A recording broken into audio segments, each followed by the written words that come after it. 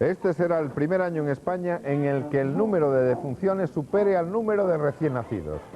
1990 figurará por consiguiente en los índices demográficos como el año más claro del síntoma de envejecimiento en nuestra sociedad.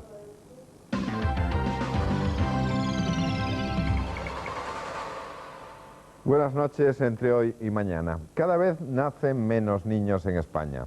La prueba está en que este será el primer año en que los niños nacidos no van a superar al número de defunciones. El bajísimo índice de natalidad se nota sobre todo en las grandes ciudades como Madrid o Barcelona. Lo más curioso además es que es en los países católicos como Italia o España donde más desciende el índice de nacimientos con relación al resto de Europa. Las cifras en todo caso son tan alarmantes que nos dan el siguiente resultado.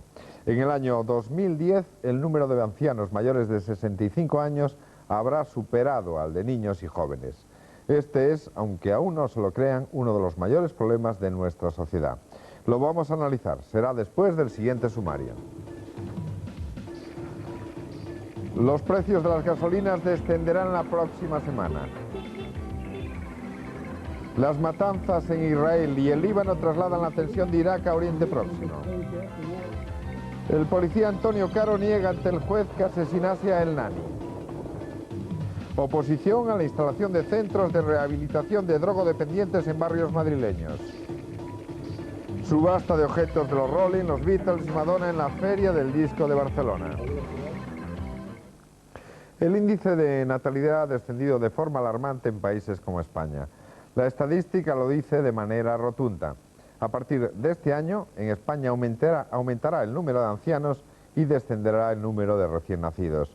Parece en consecuencia que los retirados del futuro tendrán graves problemas de subsistencia. Este es el problema. De seguir descendiendo el índice de natalidad en España y más concretamente en las grandes ciudades, dentro de unos años nos encontraremos con el problema contrario al de hoy. Sobrarán plazas en las guarderías, en nuestras universidades, los alumnos podrán cursar las carreras que quieran y el paro en el sector del profesorado aumentará. Y es que no tener niños es consecuencia de una crisis que crece precisamente porque no nacen niños. Todos estos elementos, cada uno en su grado, aspecto de trabajo, aspecto económico, aspecto de vivienda y evidentemente una cultura de poder disfrutar, sobre todo en los años jóvenes, como se dice, constituyen, yo creo, los elementos determinantes que pueden explicar estas tendencias. El índice de fecundidad en Madrid o Barcelona está tocando las cifras de preocupación. En el año 80 este índice era un 2% y en la actualidad no llega al 1,5%. Incluso las capitales están por debajo del conjunto de España. Hoy en día hay un punto de diferencia entre Madrid y el resto del Estado. Desde un punto de vista de desarrollo económico, la necesidad de renovación, aunque sea desde el punto de vista vegetativo, el llegar, diríamos, a 1,9, un 2% de tasa de o índice de fecundidad, yo creo que es necesario para un desarrollo armonizado y sostenido. Pero lo que más llama la atención es que en los países católicos como España o Italia es donde más descienden los nacimientos en relación a Europa. Un dato que coincide con el eje norte-sur de nuestro continente.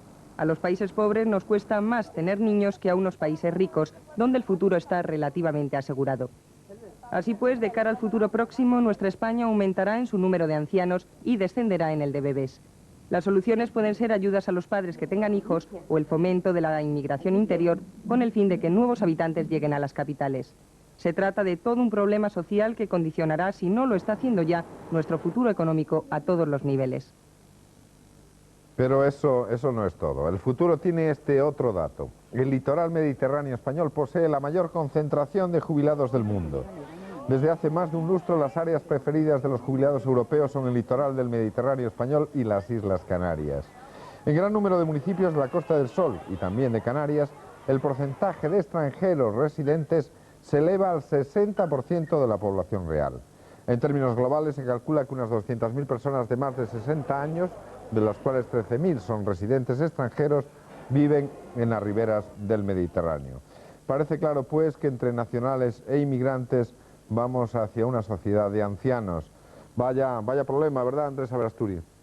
Pues sí, vaya problema. La verdad es que este es un grave problema. Un problema, por ejemplo, económico, porque va a haber mucha menos gente que cotice la seguridad social, que difícil es decirlo, seguridad social, y mucho más pensionistas que cobren de la seguridad social, de forma que las pensiones actuales pues van a ser un auténtico sueldazo comparadas con las que cobraremos en el futuro, si es que llegamos a cobrarlas. Y lo que es peor, vamos a hacer una sociedad de viejos, que no sería malo en sí mismo, pero me explico, lo que me refiero es que vamos a hacer una sociedad sin jóvenes, que eso sí es más preocupante. Pero doctores tiene la Iglesia para analizar estos temas en profundidad. Yo creo que la culpa de todo esto no puede ser que la tenga tanta parabólica y tanto canal. Este es el primer año donde ha habido estas historias y es el primer año donde los nacimientos, como hemos oído, son menores que las defunciones. ¿Por qué? Es porque la gente, y en eso les alabo el gusto, no tiene ganas de morirse como antes, ahora pueden hacer zapping y cambiar de canal. Y en lo de los nacimientos pasa un poco lo mismo, ¿no? Con esto de las competencias, cada día cierran sus emisiones más tarde las televisiones, y para cuando te das cuenta pues son ya las tantas y tampoco es cuestión de empezar con bromas a esas horas, que luego mañana hay que madrugar y toda esta historia. Luego está el tema de la educación sexual sana de la doctora Ochoa, que unas veces, esta noche por ejemplo, te acompleja y otras pues te asusta. En todo caso, no es lo mismo irse a la cama por las buenas o por las regulares, que acabando de saber la vida media de un espermatozoide y su recorrido por las trompas de falopio. A mí lo de la biología en vivo siempre me ha dado un poco de repelús, ¿me entiende? Y para terminar ya está también lo del Código Penal, que parece una tontería, no el Código Penal, estos cambios que hacen, pero yo creo que influyen de alguna forma en el subconsciente. Hasta ahora todo el mundo había hecho el amor con su señora, o como mucho con este, que es una forma muy plástica de señalar al marido ¿no? Hacerlo ahora por el imperativo de legal con el cónyuge suena a acostarse con un instrumento de dentista. Es horrorosa la palabra cónyuge. Yo me declaro incapaz de decir a nadie te quiero cónyuge, porque suena como ataco, ¿o no? Dices cónyuge más que cónyuge, fatal.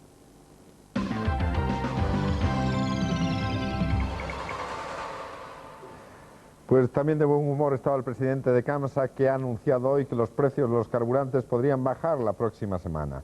No ha precisado, sin embargo, el porcentaje de descenso de unos precios que no han parado de subir desde el pasado mes de julio, hasta el punto de que la gasolina super, la de uso más corriente, ha alcanzado en España un récord histórico.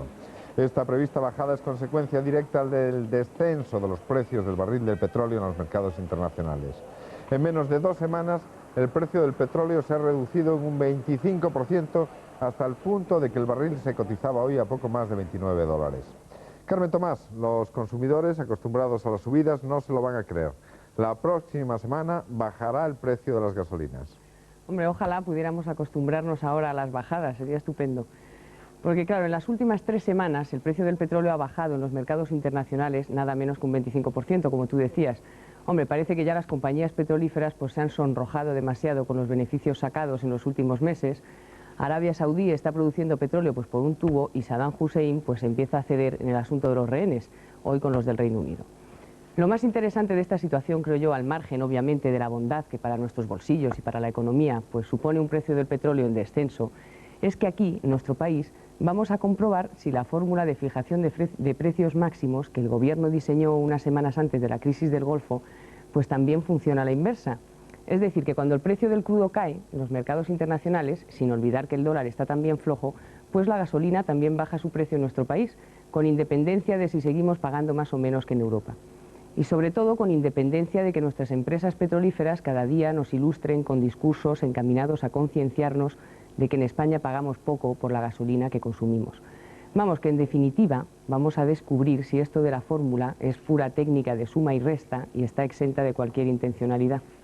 Como decías, Carmen, parece claro que el éxito logrado por determinados países en la liberación de sus rehenes en Irak ha influido en esta bajada del petróleo.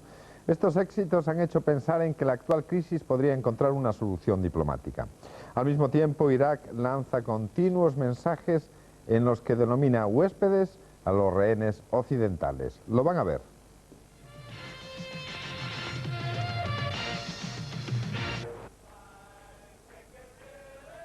Así comienza el informativo que con cierta regularidad dedica la televisión iraquí a sus llamados huéspedes occidentales. Un noticiario que incluye pequeños reportajes sobre lo mucho que se divierten estos rehenes, a los que se les permite incluso enviar mensajes tranquilizadores a sus familias. Mensajes que, claro está, nunca recibirán, ya que solo son difundidos por la televisión de Irak. Hoy esta misma televisión, medio preferido de Saddam cada vez que tiene que comunicar algo importante, ha anunciado una más que esperanzadora noticia para los 250 rehenes franceses. Mañana el Parlamento iraquí debatirá en sesión de urgencia la liberación de todos ellos. un gesto de Saddam hacia Francia por la propuesta de paz del presidente François Mitterrand, en la que vincula la crisis del Golfo al problema palestino. Anoche el presidente de Irak ofrecía su amistad a todos los países que lo deseen y prometía a representantes de la Fundación Iraco-Norteamericana la liberación de varios ciudadanos estadounidenses. Entre tanto, el avión de las líneas aéreas Virgin, que deberá evacuar a un número todavía por determinar de rehenes británicos, espera ya en el aeropuerto de Amán. En las últimas horas se han presentado algunas dificultades y el ex primer ministro británico Edward Heath, que debería haber anunciado los nombres de los rehenes liberados, ha suspendido la rueda de prensa sin explicación alguna. Por su parte, el ministro de Exteriores del Reino Unido, Douglas Hurd, se congratulaba por el moderado éxito de la misión de Heath, aunque recordó que todavía quedan alrededor de 1.400 británicos retenidos en Irak y Kuwait. Este hombre, miembro de la resistencia kuwaití, que ha preferido aparecer con la cara tapada ante las cámaras, confesaba que había sido testigo de cómo el ejército de ocupación iraquí retenía hoy a varios ciudadanos británicos. En las últimas horas, al menos 7 occidentales han vuelto a ser capturados y trasladados a lugares estratégicos de Irak.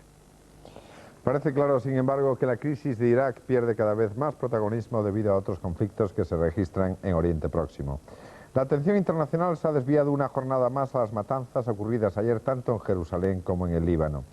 Dos conflictos que, sin embargo, parecen favorecer al presidente de Irak, que intenta negociar en su conjunto todos los conflictos de Oriente Próximo.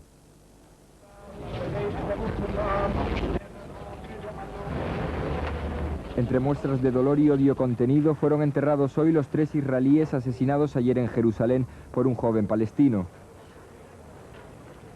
Las diferencias entre árabes e israelíes parecen no tener fin y hoy mismo este hombre fue acuchillado por su compañero palestino en el supermercado donde trabajaban. También desde hoy la policía israelí controla todos los accesos e impide hasta nuevo aviso la entrada a Jerusalén a todos los árabes residentes en los territorios ocupados. La explicación oficial es que debido a la tensión existente, los palestinos podrían ser atacados por extremistas israelíes en represalia por el triple crimen de ayer. El gobierno de Shamir, que sigue dispuesto a mantener su postura en lo que respecta al problema palestino, ha recibido hoy el respaldo mayoritario del Parlamento ante las 7 mociones de censura presentadas por la oposición por los errores gubernamentales en asuntos de seguridad, como la matanza de 21 palestinos del pasado día 8. La oposición acusa a Shamir de obstaculizar todas las iniciativas de paz y pide una negociación con los palestinos para detener el ciclo de violencia. Una violencia que puede aumentar en el vecino Líbano tras el asesinato de ayer de Shamoun y su familia y que se contempla en todo el mundo como un severo golpe a todos los esfuerzos pacificadores. La condena a este asesinato ha sido unánime y Francia ha pedido la reunión de los 5 miembros permanentes del Consejo de Seguridad de la ONU para tratar sobre la situación en el país. Esto es lo que ocurre tanto en el Líbano como en Jerusalén. Unos hechos violentos, Antonio Remiro, que incluso han hecho que nos olvidemos de Saddam Hussein.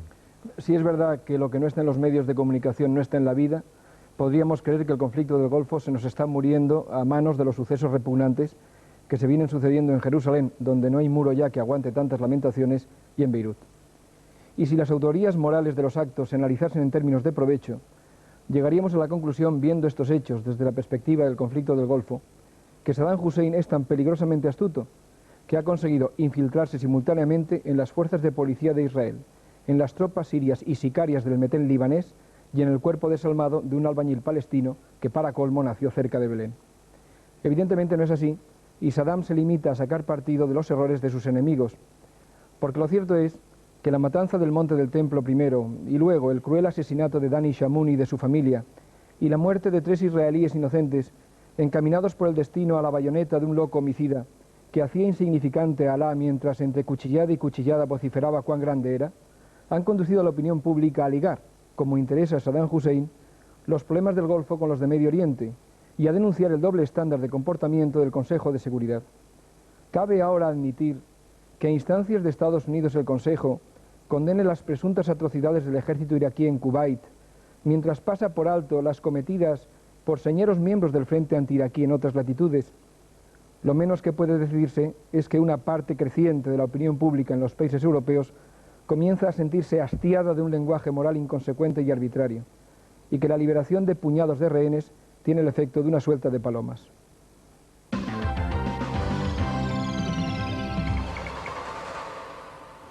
200 exmilitantes comunistas han solicitado hoy su ingreso en el PSOE. Todos ellos pertenecen a la llamada Fundación Europa, que preside el ex vicesecretario general del PC, Enrique Curiel. Curiel, que concretó su entrada con otros 5 integrantes de la Fundación Europa, hoy mismo negó que su ingreso en el Partido Socialista sea para lograr una candidatura en alguna en las próximas citas electorales. Enrique Curiel es desde hoy militante del Partido Socialista. Esta mañana el ex vicesecretario general del PC, junto a otros 5 ex dirigentes comunistas, ha formalizado en la sede del PSOE su afiliación a un partido que considera debe ser punto de encuentro para la izquierda española. Han sido necesarios más de 18 meses de gestiones para culminar con una militancia de la que dicen sentirse orgullosos. Estamos muy orgullosos a partir de hoy de ser militantes de base del Partido Socialista Obrero Español. Como prueba de la importancia de las nuevas incorporaciones, una delegación de la Ejecutiva Federal del PSOE, encabezada por el presidente del partido, Ramón Rubial, les ha dado la bienvenida. Enrique Curiel, que llega al Partido Socialista para trabajar en silencio, ha negado haber recibido subvención alguna ni tampoco ofertas para ocupar ningún cargo. Yo lo que digo es que no entro en el Partido Socialista para ser candidato a nada. La Fundación Europa, formada en torno a 200 excomunistas que paulatinamente ingresarán en el PSOE, justifica su integración en la necesidad de aglutinar a todas las fuerzas de izquierda en torno a un proyecto común. Con esa intención, tal y como ayer se aprobó en la convención celebrada en Madrid, seguirán trabajando desde las filas socialistas sin que por ello tengan que disolverse como foro abierto de debate. Cambiamos ahora de asunto para ocuparnos de la nueva versión sobre el asesinato de Santiago Corella, el Nani. Hoy, ante la Audiencia Provincial de Madrid, el inspector Antonio Caro ha calificado de demenciales las acusaciones del industrial cántabro Valentín Ochoa. Este industrial acusaba al policía Caro de haber asesinado al Nani y haberlo enterrado posteriormente en una finca que poseen sus suegros en las inmediaciones de Madrid. Esta es la finca de El Molar, situada en el kilómetro 50 de la carretera de Burgos, donde, según la versión del exconfidente de la policía, Valentín Ochoa, podría estar enterrado el cadáver de El Nani después de haber sido asesinado de un disparo en la cabeza por el inspector de policía Antonio Caro Fontanillo. Una versión calificada de demencial por el propio Caro, que hoy de forma voluntaria comparecía ante el fiscal de la Audiencia Provincial de Madrid. Lo que está claro es que es una historia increíble y absolutamente demencial. Las razones él las sabrá. Antonio Caro, acompañado en todo momento por su abogado Emilio Rodríguez Menéndez y tras señalar que el Nani está vivo, ha documentado con pruebas que el día que desapareció Santiago Corella se encontraba en Santander. En Santander. Acreditado documentalmente en Santander. Caro, condenado a 6 años de inhabilitación profesional por su implicación en la conocida como mafia policial, ha mostrado su sorpresa ante el revuelo ocasionado por unas declaraciones que carecen de toda fiabilidad. Pues está demostrando que es un chalado. Lo que parece, vamos, es absolutamente, en este país algo está sucediendo cuando se le da una importancia como esta, unas palabras de un individuo de estos, que no tiene ni pies ni cabeza, y arma tanto revuelo, vamos, algo está sucediendo en este país. Su abogado, Rodríguez Menéndez, ha anunciado que presentará una querella contra Valentín Ochoa por los delitos de calumnia, injurias y denuncia falsa. Ya lo ven, en opinión del policía Antonio Caro, el Nani sigue vivo. En todo caso, y de momento, se ha resucitado un caso que conmueve a la opinión pública. Y llega el momento de conocer otras noticias destacadas de la jornada. Se las resumimos. El ministro del Interior, José Luis Corcuera, y el presidente de la Xunta, Manuel Fraga, firman un convenio por el que se crea la Policía Autónoma Gallega. El secretario general de Comisiones Obreras, Antonio Gutiérrez, no descarta la convocatoria de una nueva huelga general si el gobierno se empeña en mantener la política de ajuste contra salarios y empleo. Reanudada la producción en la factoría zaragozana de General Motors tras permanecer 2 días cerrada por la pasada huelga de transportes. La comisión permanente del patronato del Parque de Doñana declara que el ecosistema de la zona no corre peligro. Decretada la situación 2 de riesgo meteorológico en Castellón ante la previsión de fuertes lluvias. Los hombres que enviudaron de una mujer trabajadora antes de la entrada en vigor de la Constitución tendrán derecho a una pensión de viudedad. En los 9 primeros meses de 1990 se han realizado en España un total de 1.264 trasplantes de órganos. El Ministerio de Asuntos Exteriores confía en que la justicia de Tailandia conmute por cadena perpetua la pena de muerte a la que ha sido condenado el ciudadano español Agustín López Meroño. Los reyes de España, don Juan Carlos y doña Sofía, finalizada su estancia en Chile, llegan a Paraguay, donde permanecerán 2 días en visita oficial. El delegado del Gobierno en el Plan Nacional contra la Droga, Miguel Solans, ha pedido hoy a los empresarios españoles que colaboren en la inserción social de ex-toxicómanos, facilitándoles puestos de trabajo. Citó en este sentido el ejemplo de Arnelli, el presidente de la Fiat en Italia, que anualmente destina casi 100 puestos de trabajo a ex-toxicómanos. En España, según Solans, la insolidaridad de los empresarios se extiende a la sociedad, como demuestra el hecho de que los habitantes de los barrios impiden la instalación de algún centro de rehabilitación de drogodependientes. El último caso lo teníamos hoy mismo en el barrio madrileño de San Blas. En el barrio de San Blas tenía que haberse ya puesto en marcha un centro de atención al toxicómano. El drogadicto podrá acudir a él y someterse a tratamientos y programas de 1 año de duración. En principio es un centro público, gratuito, y tiene que acoger cualquier demanda que haya de estos 4 distritos. El centro llevaba 3 años en funcionamiento y acogiendo en otra sede a toxicómanos que acudían a él. La novedad es ahora su instalación en San Blas. Pero los problemas han surgido ya antes de la apertura debido a la oposición vecinal. A pesar de que la dirección atribuye el retraso a los problemas de infraestructura, parece ser que el centro comparta tapia con un colegio es algo que las madres no están dispuestas a aceptar. Los niños juegan al fútbol y, bueno, se les cae el balón y saltan al otro lado. Lo cual, imagínate con qué tranquilidad estás en casa sabiendo que tus hijos están valla con valla 2 horas en el colegio hasta que vuelven a entrar. Entonces, a mí me preocupa. En opinión de los vecinos, el centro de atención al toxicómano debería estar en otro sitio y no pegado al colegio. Pues yo pienso que estaré más o menos como todas las madres, que a mí no me importa que los abran los centros, pero que no sea al lado de un colegio. Yo creo que más o menos piensan así todas las madres de los niños. El centro, aunque todavía no esté en marcha, constituirá sin duda un motivo de temor entre las madres, porque como muchas de ellas comentaban, tienen que proteger a sus hijos. Está claro, pues, que la sociedad española pide que se solucione el problema de la droga, pero casi nadie quiere que se arregle a las puertas de su casa. ¿Qué opinas, en consecuencia, Juancho Armas Marcelo, de esta actitud de hostilidad hacia los centros de rehabilitación de drogodependientes?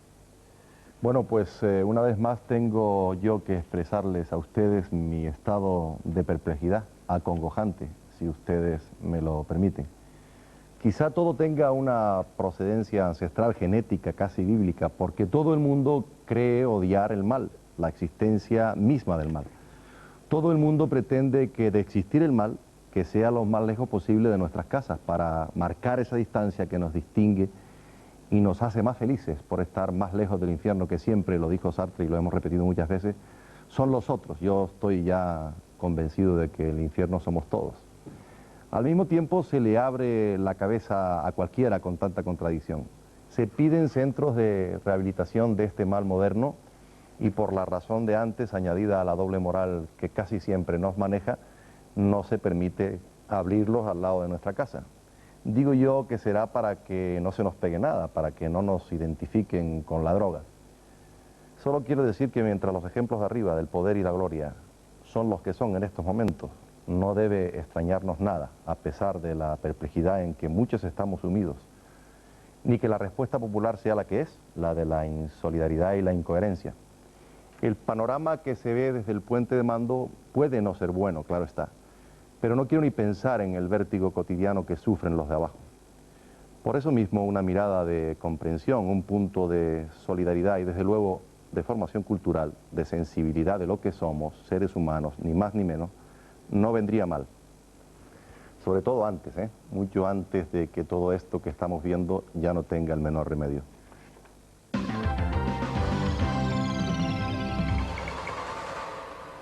Con las competiciones europeas de fútbol a la vuelta de la esquina, los comentarios de tertulia tras la última jornada liguera se centran en las alabanzas hacia un líder sólido como es el Fútbol Club Barcelona y la incertidumbre del Real Madrid acosado por los problemas internos.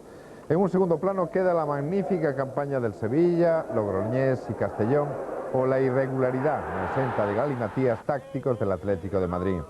En Barcelona se respira el ambiente más calmado de la última década. El público ha vuelto al Nou Camp.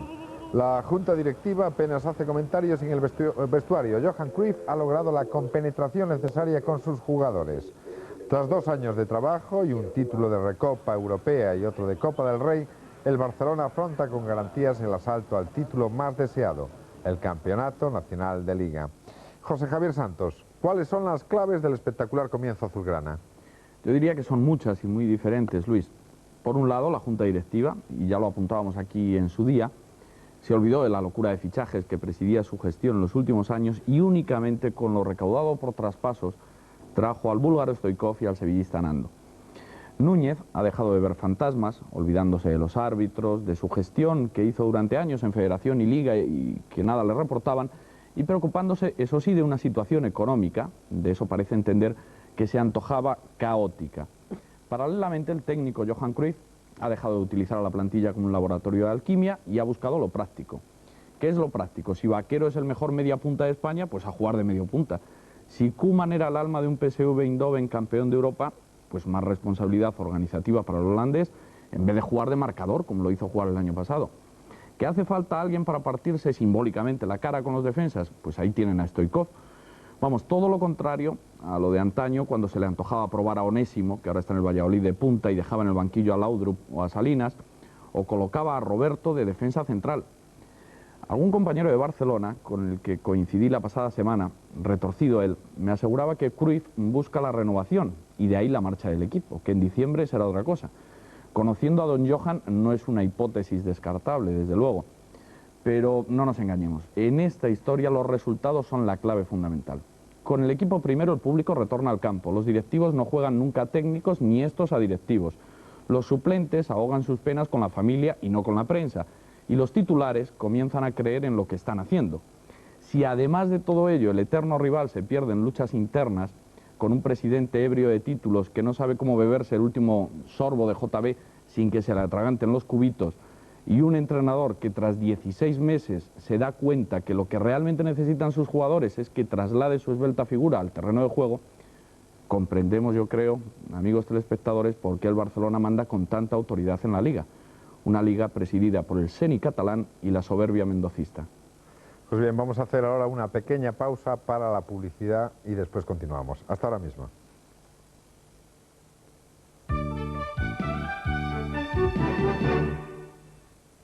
Te sientes bien, estás muy bien, puedes llegar, inténtalo, te vamos a ayudar, de padres a hijos, seguimos un rumbo fijo. Gillette. El gel Gillette junto con el sistema Contour Plus y su banda suavizante Lubrastream, lo mejor para el hombre. Lo mejor para el hombre.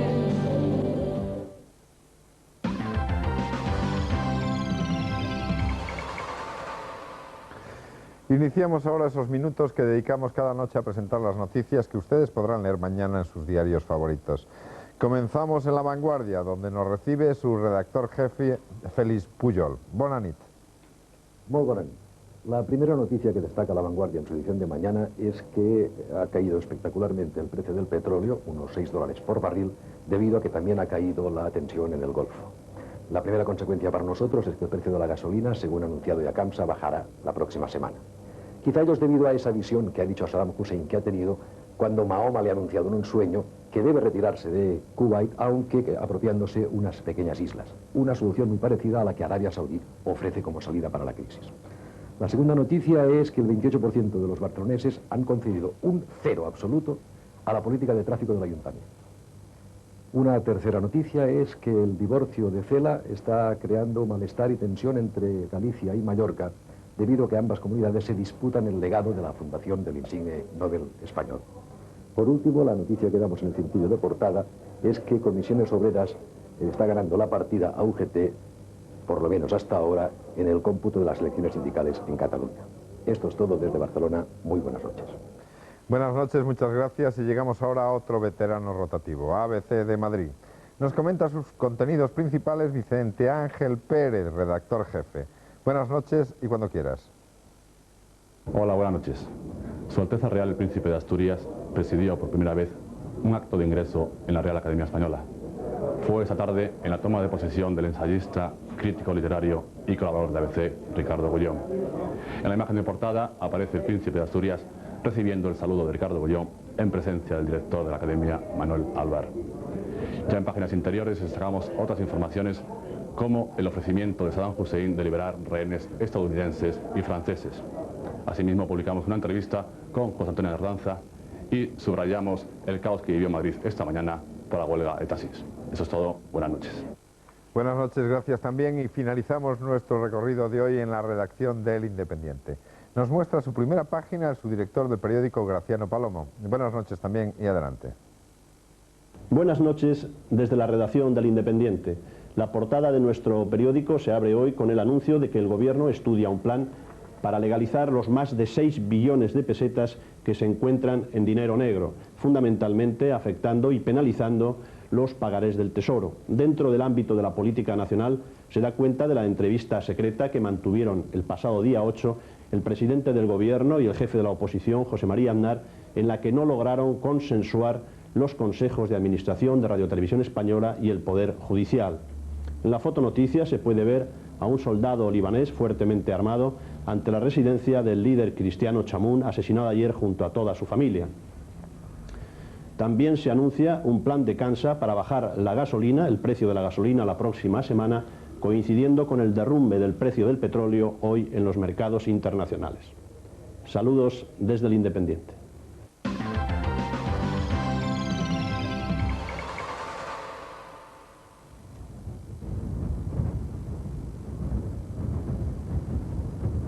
Esta es la pirámide de Miquerinos, la Divina, según la denominación clásica, que fue reabierta hoy al público después de permanecer cerrada durante año y medio a consecuencia de los trabajos de restauración que se han realizado en su interior.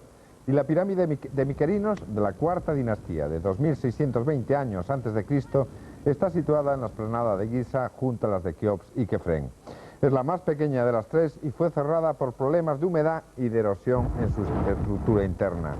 Esta reapertura coincide con una bajada de más del 40% del turismo en Egipto debido a la crisis del Golfo y al asesinato del presidente del Parlamento egipcio el pasado 12 de octubre. Mayor entusiasmo, sin embargo, se ha vivido en la subasta de los divinos de la música este fin de semana en Barcelona. Allí, en la Feria del Disco del Coleccionista, se subastaron piezas de los Rolling, de los Beatles y de Madonna. Aparte de fetiches, la feria muestra un buen número de libros y vídeos musicales y pósters relacionados fundamentalmente con el pop rock. Allí no solo podían comprarse las últimas novedades del disco, también chapas, pósters, revistas sobre el pop rock de todos los tiempos, admirar objetos inéditos de los Rolling y, sobre todo, asistir e incluso pujar en subasta para poseer objetos únicos de famosos de la canción. Un admirador de John Lennon llegó a pagar 120.000 pesetas por 2 puertas que le habían pertenecido. Me hubiera gastado lo que hubiera sido porque lo quería y ya está. Cuando quieres algo, pues vas por ello. Lo mismo debió pensar quien adquirió por 350.000 pesetas el disco de platino de 1966 de los Rolling Stones, Aftermatch, o quien pagó tras las 140.000 pesetas de partida, 305.000, por un cuadro con el álbum Abbey Road y firmas separadas de los 4 Beatles. Igual que los nuevos propietarios a cambio de 115.000 pesetas del disco de platino de Channel of Love de Bruce Springsteen o el de un álbum de oro de Sting que casi duplicó el precio inicial de 50.000 pesetas. Pero el coleccionista o simplemente fans también tiene sus preferencias. Nadie pagó en subasta, aunque sí después, las 40.000 pesetas en las que estaba tasada una chaqueta de la célebre Madonna, o las 80.000 que se pedían como mínimo de una especialísima copia del Sound Edition de David Bowie. Y es que revivir tiempos pasados a través de objetos que fueron de nuestros ídolos no solo requiere paciencia, también dinero. Un precio que fija el público, eso sí, por el placer de poseer algo que usaron y tocaron los grandes de la música. Era una feria donde los coleccionistas estaban a la caza de discos y fetiches difíciles de encontrar.